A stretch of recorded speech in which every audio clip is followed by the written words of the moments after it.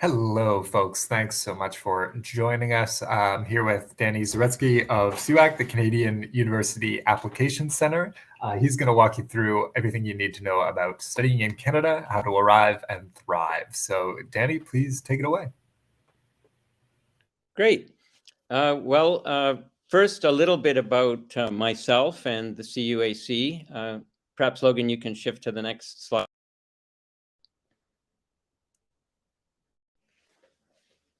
First, about myself as of today, I'm actually from Paul, where meeting with students, schools, and otherwise performing the public education role that is the heart of what we've been doing for the last 25 years.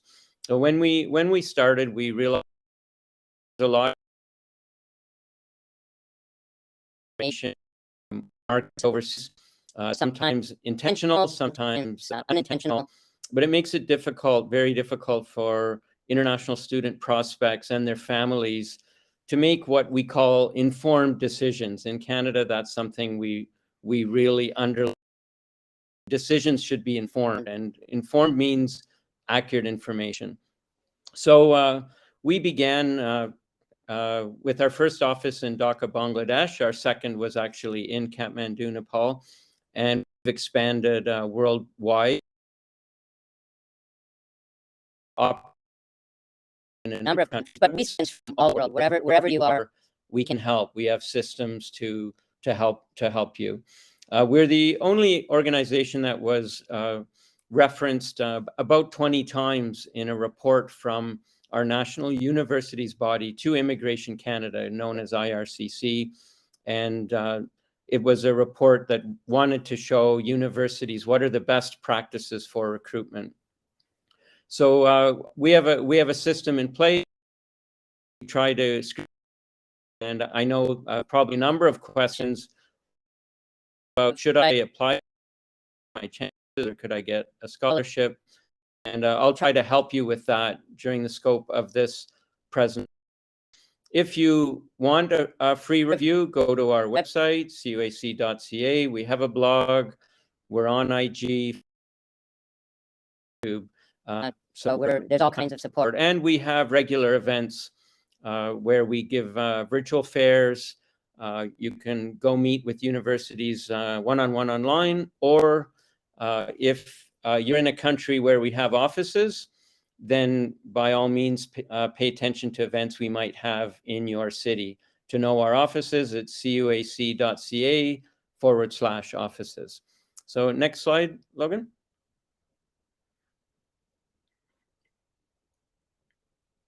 So a really entry-level question is, why choose Canada? And that includes why not choose Canada.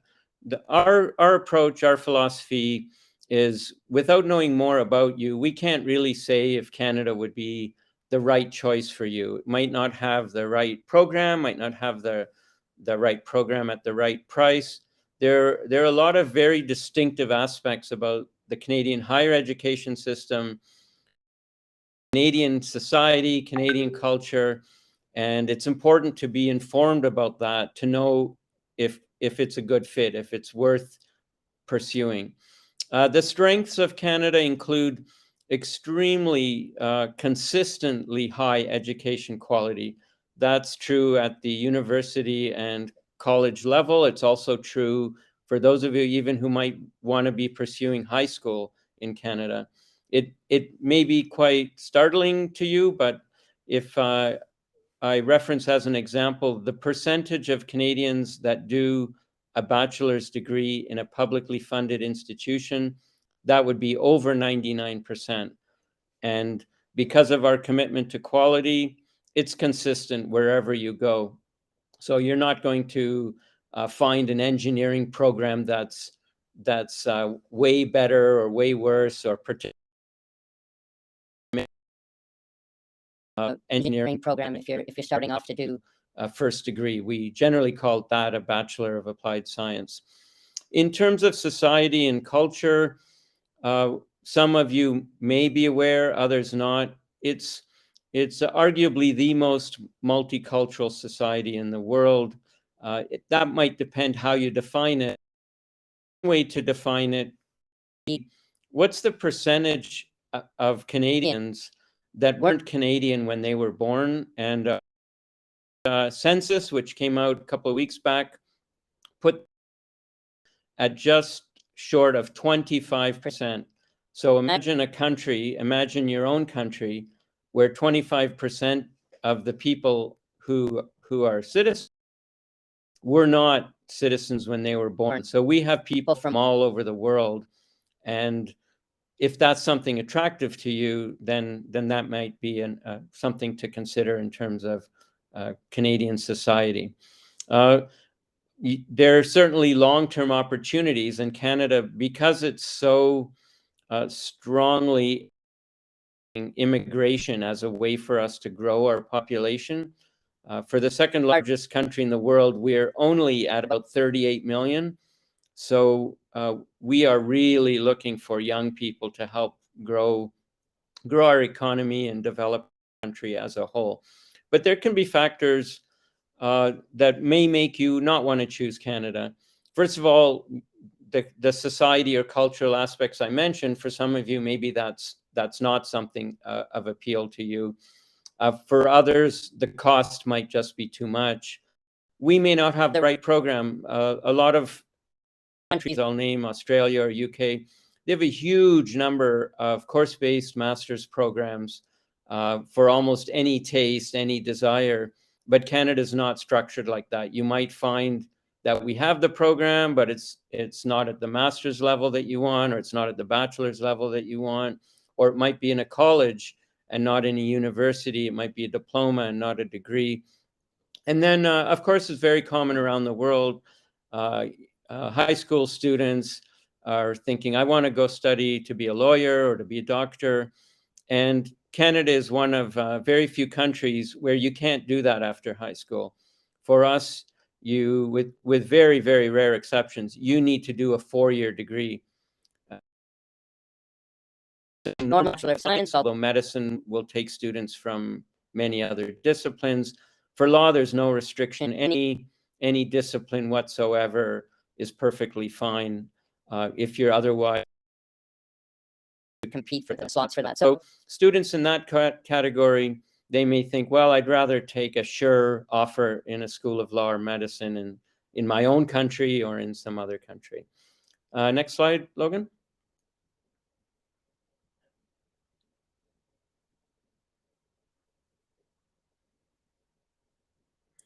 So I wanted to educate you all a little bit about how our system works. This is very unusual, and I don't really think there's another country stuff like this.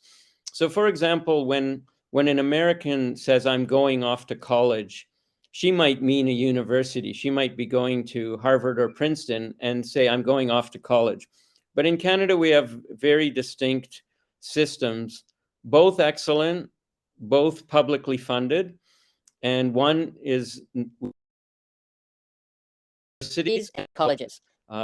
Now, there is another system of colleges that's private, and that can be confusing. I'm not going to talk too much about that. But I will say, first of all, high school students from Canada, they have two options.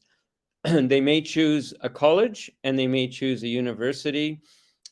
Some colleges offer bachelor's degrees, for example, rarely even master's degrees.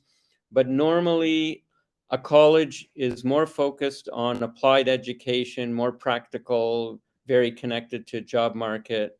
And universities generally offer degrees and will tend to be more theoretical in the subject matter that people study. A huge number of programs you can only study at a college or university. So for example, if you want to be an engineering technologist or engineering technician, that's a college. If you want to be an engineer, there is an exception or two, but almost always that's going to be at a university. If one is looking for postgraduate diplomas, usually these require a bachelor's degree first, rarely just an ordinary first diploma. And most commonly, these are in the colleges, But again, I know it can be confusing. There are exceptions where universities offer these. And then when it comes to master's degrees, it's the opposite. These are almost always at universities, and very rarely they could be at colleges. I know some of you in the audience are interested in master's degrees, and something very important to understand is we have two systems. They're distinct. One is course-based. There's no thesis requirement. You don't need a supervisor. And the other is thesis-based. You do need a supervisor. And those are extremely difficult to get because it's not a general application system. You need to actually find that supervisor directly in order to get an offer. So that can be complicated and difficult. For course-based master's programs, you just apply directly, and the faculty or department will either choose you or refuse you, but there's no other step of trying to find a supervisor. And when it comes to PhD, again, these are generally in our university system. These are almost always thesis-based. And so it's the same thing that I mentioned with thesis-based master's degrees. You're going to need to find a supervisor. And I should say, in finding a supervisor, they are looking for very polished, impressive, and usually published students who've already done research and have published articles that are quite appealing and important. Next slide.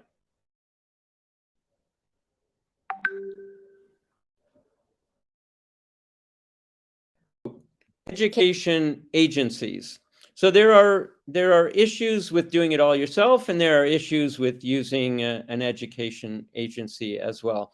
The issues with doing it all yourself is it's complicated. It's not always complicated, but it's usually complicated. For example, you may be applying for a program and it's already full, but you don't know, or they're not offering it when you want it. Very commonly, websites are not updated. The information can be really old and not reliable enough. There, all kinds of information is very, very difficult to know, and that's really the fundamental issue yourself. There's also a lot of other steps. If you're admitted, there might be issues around scholarship, living on campus or off campus, or choosing your courses, pursuing the study permit, visa you need to enter Canada, getting information about work requirements, all the rest of it. So that's the challenge when you do it yourself. In using an agency, or I also indicate an immigration consultancy, one has to be extremely, extremely careful. I mean, something I talk about a lot is the job I do is often done either poorly or even dishonorably, where people are lying to you, to a student prospect, with purpose. They're telling you something that is good for them, it's not good for you, or they're exploiting something you want to believe very badly. So to give you an example, there are all kinds of schemes, or I can even call them scams, out there, which promise a big scholarship or funding or things that sound too good to be true. They likely are. And it gets people excited. They often have to pay money, and then that money. So there are ways of doing homework, checking, asking for references. If you're considering immigration, there are only two kinds of people to use. Either it's a lawyer called to the bar in Canada. We have different bar associations in our 10 provinces, and we also have 3 territories. Or an immigration consultant that's not a lawyer. That person won't have the same kind of training as a lawyer will have, but they should be licensed. And there's a website that you can check for that to see if the person is truly licensed. And anytime, if you ask a lawyer or a consultant, can you direct me as to how I can verify you're really a lawyer or an immigration consultant, if they're not cooperative, I would run. Nobody should be genuine. Happily demonstrate to you that they're genuine and authorized. And so, you know, with education agencies, and we are one ourselves, we encourage people to you know, ask questions and ask us for more evidence that we are who we say we are. Slide.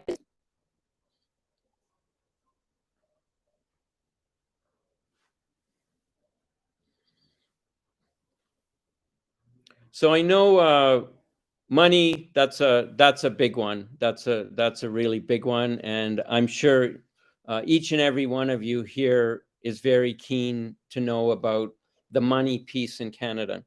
So let's talk, first of all, about how our system works. In Canada, I mentioned almost all our universities and colleges are publicly funded. So the price set for Canadians and Canadian permanent residents is fixed by each province or territory. The institutions don't get to decide the price. But when it comes to international students, there's no limit. There's no restriction. They can charge what they want.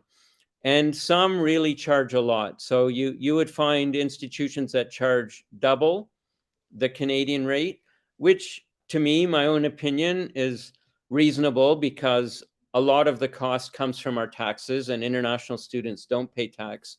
But some institutions will charge 3, 4, or even 6 times the local rate. So a lot of what we do is to try and point out to individuals that they can study at places of comparable quality at far less cost. So I suggest you do some homework. Start with checking if what I'm saying is true. You can check on different university websites, for example, and check domestic rate and check international rate, and you'll start to see what I'm talking about. So one great way to save money is simply choose an excellent institution that is charging more like double instead of triple, 4 times, 6 times. Some institutions will be more generous than others when it comes to scholarships. And generally, like for those of you here thinking there's some universities that offer full scholarship, I would say that's extremely unlikely. There are institutions in the US that do that. They would tend to be private institutions. And recall, Canada has almost no private institutions. So that may, if you think back to when I was talking about why not Canada, the absence of a huge funding package may be a reason why Canada just doesn't, won't work out for you. So that's something that has to be kept in mind. We tend to know which institutions are offering how much scholarship depending on the grade point average. And that's an example of why working with an education company that is experienced and has information can save a lot of trouble or wasted applications. I will say scholarships in Canada tend to be almost entirely based on grades, your high school results. Sometimes they're looking for extracurriculars, but it's not that common. It's not that important.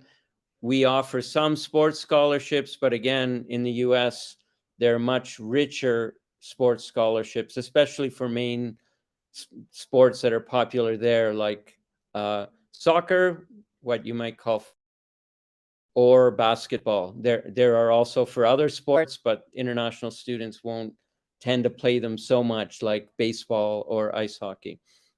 Another factor you've really got to think about is the cost of living. And by choosing an institution in the right kind of location can save a lot of money because the access to lower rent, often really good places that are not so far from the institution, can just be terrific. Whereas there's some places, they're downtown and it's just going to be so expensive to be living there.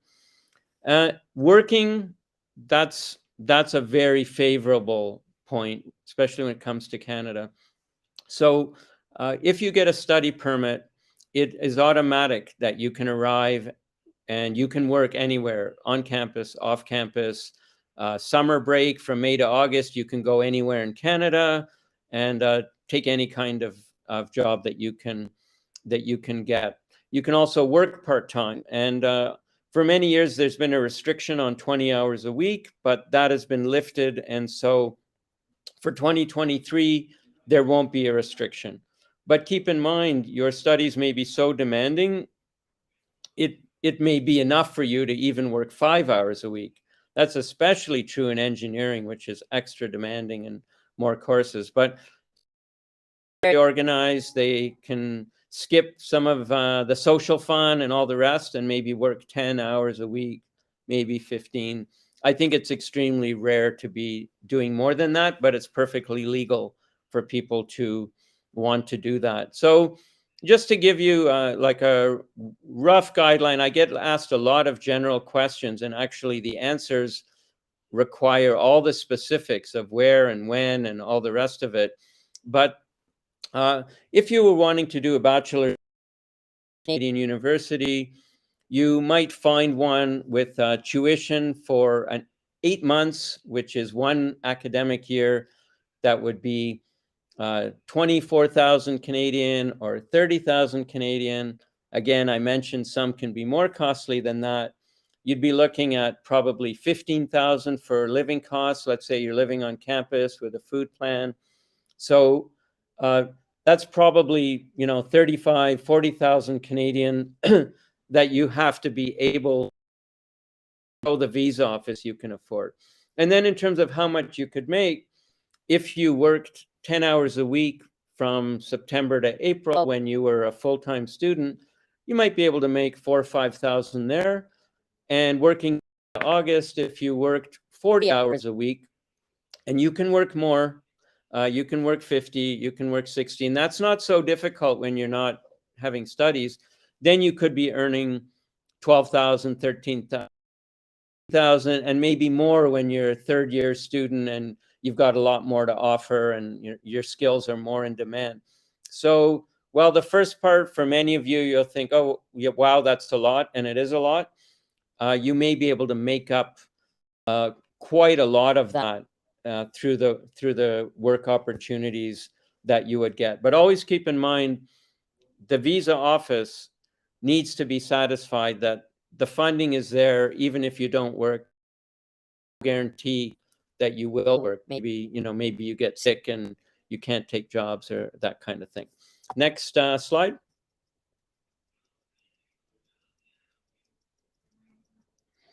So post-graduation, that's another to Canada. I would say, along with Australia, those are the 2 strongest countries, in my opinion, in terms of enabling you to plan and predictably know you've got a future in Canada, at least for some years beyond your studies. So the way it works is if you complete a program with a degree, a diploma, a certificate, that's at least 2 academic years, which is really, I mentioned an academic year is 8 months, then you get a 3-year work permit. And if it's less than that, then you get a work permit according to the length of the program. And something I really try to emphasize, it's important to choose words carefully, and it's important to listen to words carefully, because you want to know what's likely, what's possible, what's sure. Those are different words with different meanings.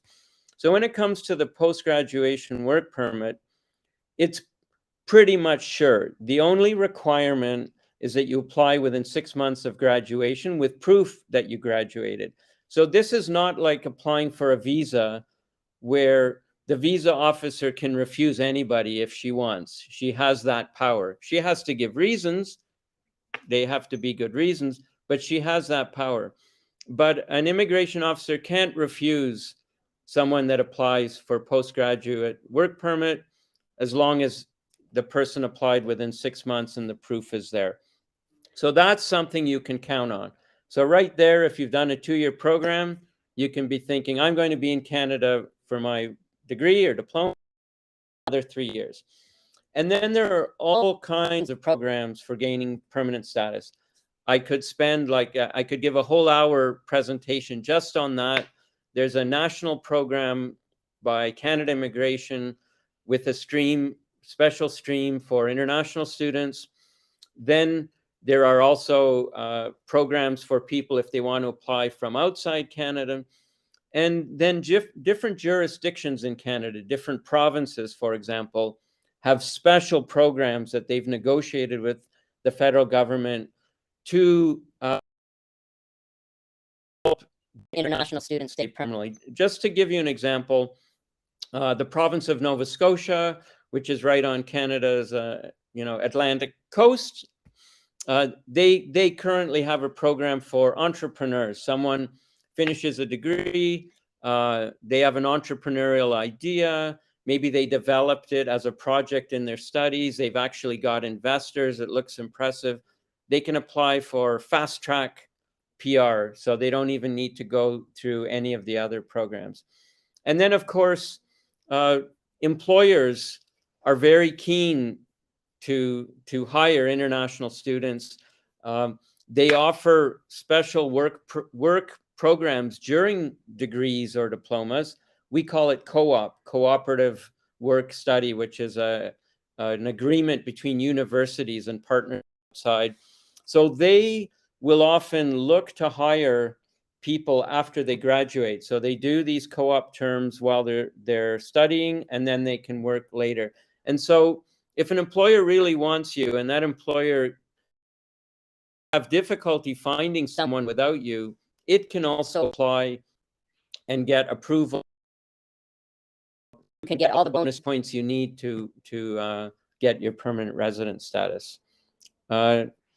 Next slide. I think we're pretty much wrapped up, Logan.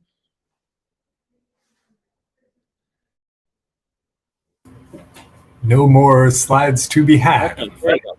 Yeah, there you go. So we're happy to take some questions. We've got another sort of 10 minutes or so and quite a few questions piled up.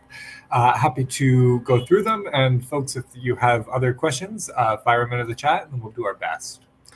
So we'll just go chronologically as best we can.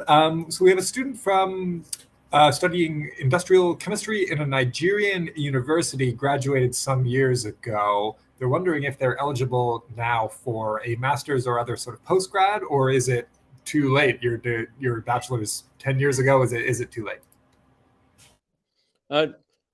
The too late issue will not probably be so important as how strong your qualifications are.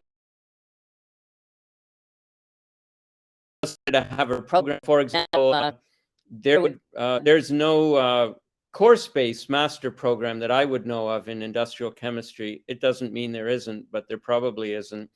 And then you're left with the thesis-based stream, and how competitive are you to be getting that? So if you've been spending all those years that you mentioned doing research, you might be competitive, especially if you've published your research. But if you've been spending those years just working, then it's less likely a professor will find you like a real star to bring into her research program. Appreciate that. Thanks, Danny. We've got a similar question as well. So a diploma in business information technology from Mount Kenya University. Do you think a uni here in Canada would accept that qualification?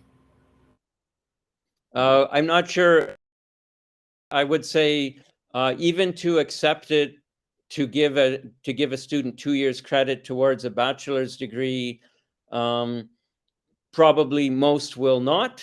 There might be some that will, and that's where it gets complicated. How do you find? If one was trying to get into a master's degree, I would say rare that any. And if you're trying to get into a postgraduate diploma, that's a maybe. Some require a degree. Some might consider your diploma sufficient, or maybe your diploma with that might be considered sufficient. Appreciate that. Yeah, there's a lot of variability, I guess, depending on people's particular situation. Okay, another question. How do I make a good application to be admitted and roll that in? Like, how do international students apply, and how do they apply to make a good impression as best they can? So it really depends, first of all, what level we're talking about. I'll try to as general as I can and still be useful.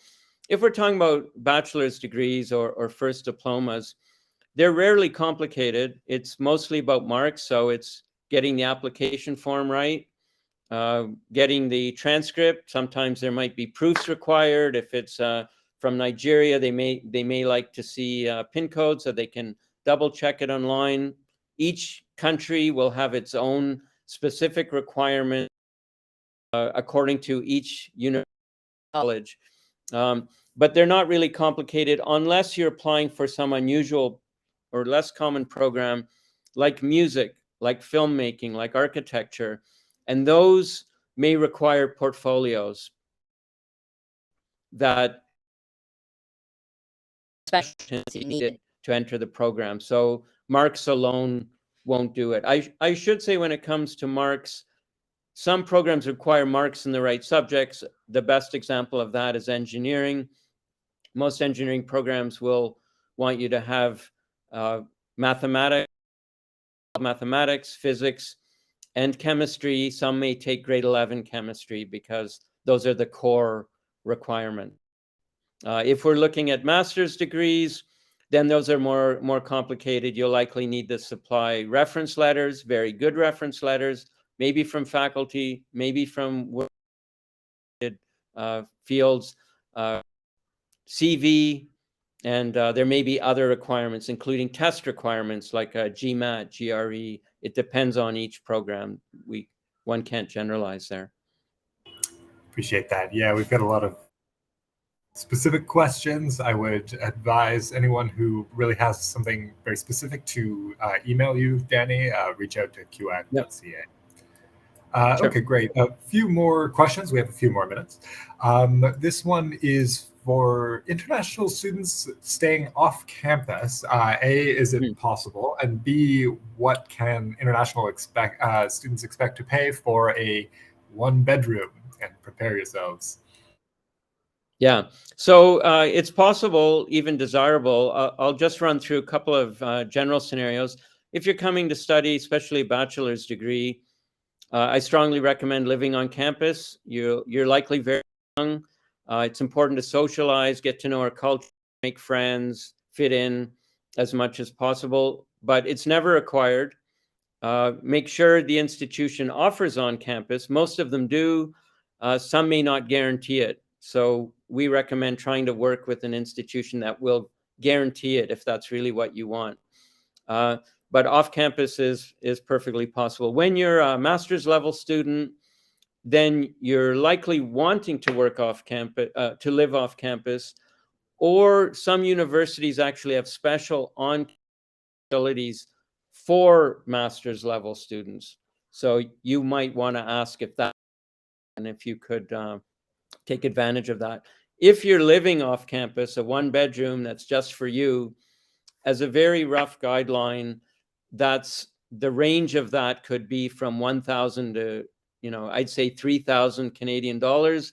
And I wouldn't even say 3,000 is the upper limit, but it's almost the upper limit. So in other words, there's an enormous range, and that's why you have to pick your institution, your campus, and the surrounding area well, because something a lot of students don't realize is university study, especially at bachelor's level, certainly with graduate programs too, it's not structured like 8:30 to 4 or anything like that. You make your own timetable according to courses you pick. One or three times throughout the day. So you don't want to be living really far from campus. And in big cities and costly cities, then your budget may require you to live very, very far. Appreciate that, Danny. Thanks so much. We've got a few more minutes and many more questions, so we'll do our best. It's an interesting one. Is there any advantage to applying early? For programs, no, other than it's good to know early, and it might mean you can apply for your study permit early. If you're planning to come in September, then that would help you beat the big rush when people are applying for their visas in June, July, a big backlog, and then it can get a lot slower. It's kind of like probably wherever you live. If you leave to go somewhere at 2 o'clock, then you miss rush hour traffic. And if you wait to leave till 4:30, then it can take you so much longer. But some programs fill. And so when it's those programs, but I'm only generalizing, then there's a very big advantage in applying early.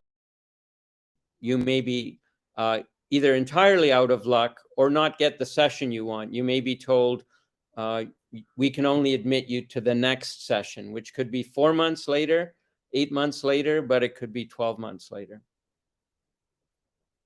Appreciate that. Thanks so much. Another question, same student, but has fired a few good questions in here. And this one is, I've lost it. Is there anything in particular that admission readers are looking for when evaluating applications? And anything mandatory on a resume that you must include, sort of? It really depends on each program. And as I mentioned before, if it's master's level, it's going to be more sophisticated. The requirements will be more, so you have to follow those very carefully. There will be a definition of what's a complete application. And if you've missed something, your application will just sit around. CVs, it's true, Canada has its own culture when it comes to what we want in it and what we don't. But we don't worry about that if it's international student culture. For jobs in Canada, any institution will have a career center that will make sure your CV is prepared, properly for a Canadian audience.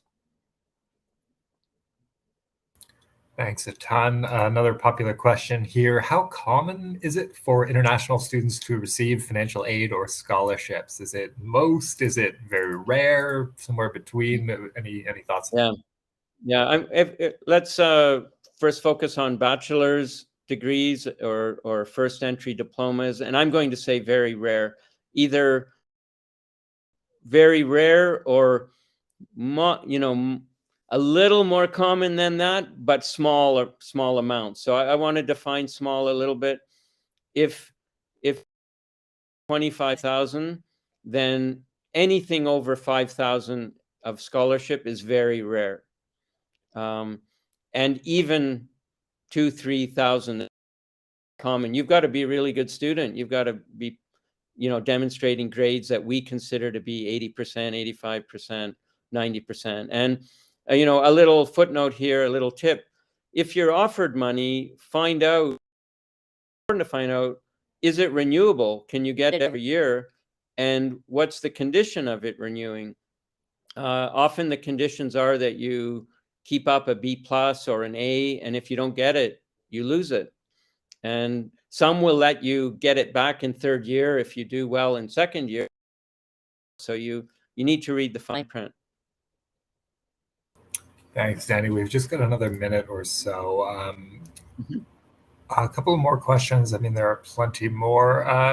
Curious about this one. Can you give any tips on writing the letter of explanation for a study visa? Is that required, and what would you advise? How many tips do you have the time for that? I would say a core tip. The visa officer doesn't want your life story. They want to know the basics, and you need to write it well. It has to be crisp, focused, highlight why you want this program, why it suits you, show, a brief summary of your funding. Those are the key elements to make sure you're covering it. Thanks a ton, Dani. We are out of time. Any last words, and what should students who have questions do from here? I think my last words go back to my first words, and are be well informed. That's what we believe in. We have a blog, for example, that we try to put out there for public education, but don't be afraid to ask questions of whomever is telling you something, whomever is guiding you, especially someone you're entrusting. Be very focused and rigorous about checking the information you're getting, and make sure you're comfortable with it, because you share our position, which is this is very important. And you don't want to be in a situation where you're making important decisions based on faulty information. Really appreciate your time, Dani. Thanks so much. Everybody, thank you for joining us as well. Be sure to visit cuac.ca to learn more. Dani, thanks so much. Yeah, thanks. I always appreciate it, Logan. See you next time. See you next time.